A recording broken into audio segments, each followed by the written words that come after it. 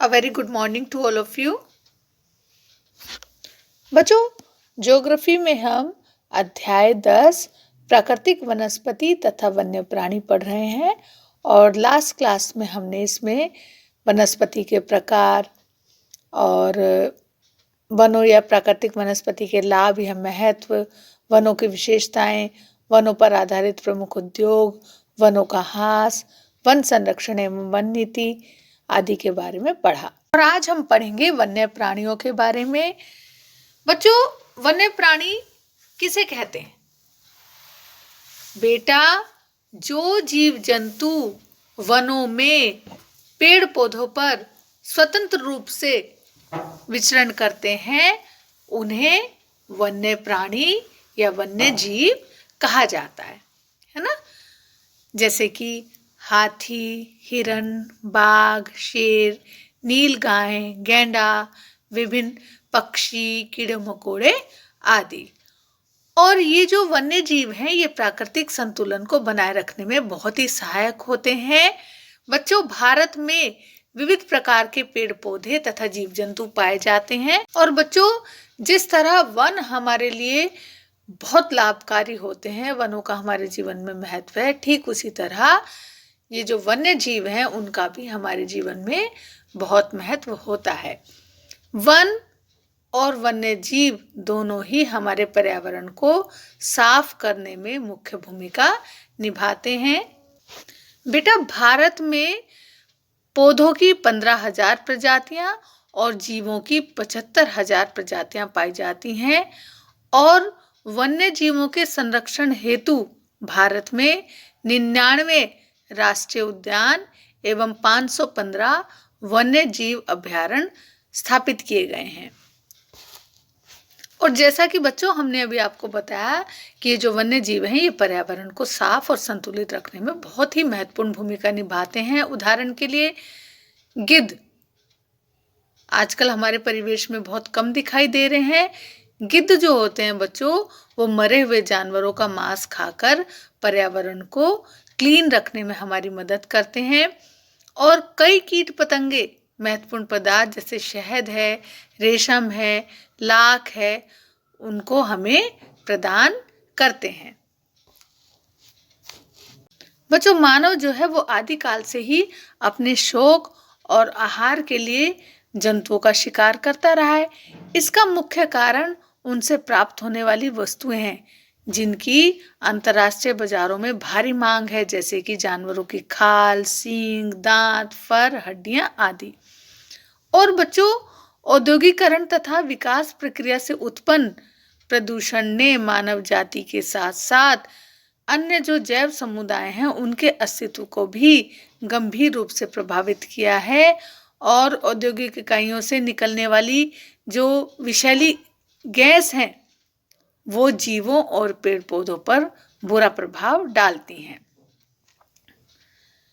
और बच्चों, नई नई विदेशी प्रजातियों का आगमन भी किसी भौगोलिक क्षेत्र की जैव विविधता को असंतुलित बल्कि ध्वस्त करने का मुख्य कारण है।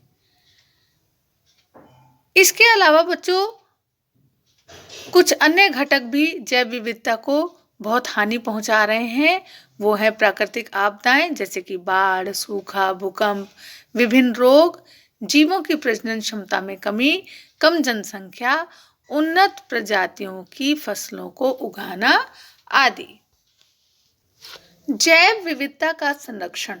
बेटा, जैव विविधता एक ऐसी प्राकृतिक संसाधन है जो अगर एक बार खत्म हो गया तो उसे दोबारा नहीं बनाया जा सकता, अर्थात इसका जो विलुप्तीकरण है हमेशा के लिए हो जाता है।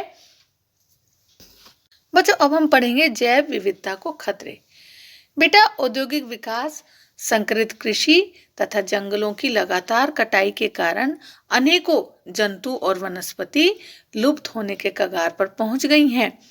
जैव विविधता के लिए आज निम्न खतरे उत्पन्न हो गए हैं। सबसे पहला है आवास का विनाश। बेटा, जैव विविधता का आवास हमारा प्राकृतिक परिवेश है, लेकिन वर्तमान युग में मनुष्य ने अपनी जरूरतों को पूरा करने के लिए, जैसे कि नगर निर्माण के लिए भूमि, औद्योगिक कच्चे माल की प्राप्ति आदि के लिए प्रकृति के हर पक्ष को रोंद डाला है। जिससे अनेक जीव जो हैं उनका प्राकृतिक आवास उनसे छिन गया है। बच्चों, मानव जो है वो आदिकाल से ही अपने शौक और आहार के लिए जंतुओं का शिकार करता रहा है। इसका मुख्य कारण उनसे प्राप्त होने वाली वस्तुएं हैं जिनकी अंतर्राष्ट्रीय बाजारों में भारी मांग है, जैसे कि जानवरों की खाल, सींग, दांत, फर, हड्डियां आदि। और बच्चों, औद्योगिकरण तथा विकास प्रक्रिया से उत्पन्न प्रदूषण ने मानव जाति के साथ साथ अन्य जो जैव समुदाय हैं उनके अस्तित्व को भी गंभीर रूप से प्रभावित किया है। और औद्योगिक इकाइयों से निकलने वाली जो विषैली गैस हैं वो जीवों और पेड़ पौधों पर बुरा प्रभाव डालती हैं। और बच्चों, नई नई विदेशी प्रजातियों का आगमन भी किसी भौगोलिक क्षेत्र की जैव विविधता को असंतुलित बल्कि ध्वस्त करने का मुख्य कारण है। इसके अलावा बच्चों, कुछ अन्य घटक भी जैव विविधता को बहुत हानि पहुंचा रहे हैं। वो है प्राकृतिक आपदाएं, जैसे कि बाढ़, सूखा, भूकंप, विभिन्न रोग, जीवों की प्रजनन क्षमता में कमी, कम जनसंख्या, उन्नत प्रजातियों की फसलों को उगाना आदि। जैव विविधता का संरक्षण। बेटा, जैव विविधता एक ऐसी प्राकृतिक संसाधन है जो अगर एक बार खत्म हो गया तो उसे दोबारा नहीं बनाया जा सकता, अर्थात इसका जो विलुप्तीकरण है हमेशा के लिए हो जाता है। इसलिए बच्चों, जैव विविधता का संरक्षण एक वैश्विक चिंता का गंभीर विषय है। बेटा, सन 1992 में रियो डी जनरो ब्राजील में संपन्न प्रथम पृथ्वी सम्मेलन में विश्व में जैव विविधता को समृद्ध बनाने के लिए तैयार जैव विविधता संधि पर 178 देशों में से 150 देशों ने हस्ताक्षर किए और इस सम्मेलन में जैव विविधता के संरक्षण की आवश्यकता को स्वीकार किया गया। और अगस्त 2002 में दक्षिण अफ्रीका को जोहान्सबर्ग में संपन्न द्वितीय पृथ्वी के सम्मेलन के प्रमुख मुद्दे जल, स्वच्छता, स्वास्थ्य, जैव विविधता आदि थे। इस सम्मेलन में बच्चों प्राकृतिक संसाधनों को भावी पीढ़ी के लिए सुरक्षित रखने की नीति पर सन 2005 तक अमल करने की सहमति बनी। भारत द्वारा जैव विविधता का संरक्षण। बेटा, इस संबंध में भारत द्वारा भी निम्न प्रयास किए गए हैं। सबसे पहला है जैव मंडल प्रारक्षण। विश्व में 94 राष्ट्रों में कुल 408 जैव मंडलीय आरक्षित क्षेत्र स्थापित किए गए हैं। भारत ने इनकी स्थापना के लिए 14 स्थानों को चुना गया है, जिसमें से 9 स्थानों पर इनकी स्थापना की जा चुकी है, जो है नीलगिरी, नंदा देवी, नौकरेक, बृहद निकोबार, मन्नार की खाड़ी, मानस, सुंदरवन, सिम्प्लीपाल तथा सैकोवा। जैव मंडलीय आरक्षित क्षेत्र स्थलीय और तटीय पारिस्थितिकी प्रणाली में आनुवंशिक विविधता बनाए रखने वाले बहुउद्देशीय क्षेत्र हैं। दूसरा है बच्चों राष्ट्रीय उद्यान।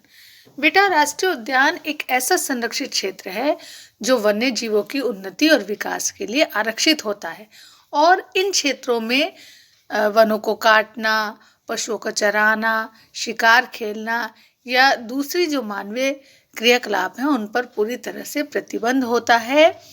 भारत के विभिन्न प्रदेशों में लगभग 92 राष्ट्रीय पार्क हैं। इनमें से कुछ प्रमुख हैं कार्बेट राष्ट्रीय उद्यान उत्तराखंड, बेलवादार राष्ट्रीय उद्यान गुजरात, सुंदरवन राष्ट्रीय उद्यान पश्चिम बंगाल, गिर राष्ट्रीय उद्यान गुजरात, दुधवा राष्ट्रीय उद्यान उत्तर प्रदेश, शिवपुरी राष्ट्रीय उद्यान मध्य प्रदेश, बांदीपुर राष्ट्रीय उद्यान कर्नाटक और काजीरंगा राष्ट्रीय उद्यान असम में है।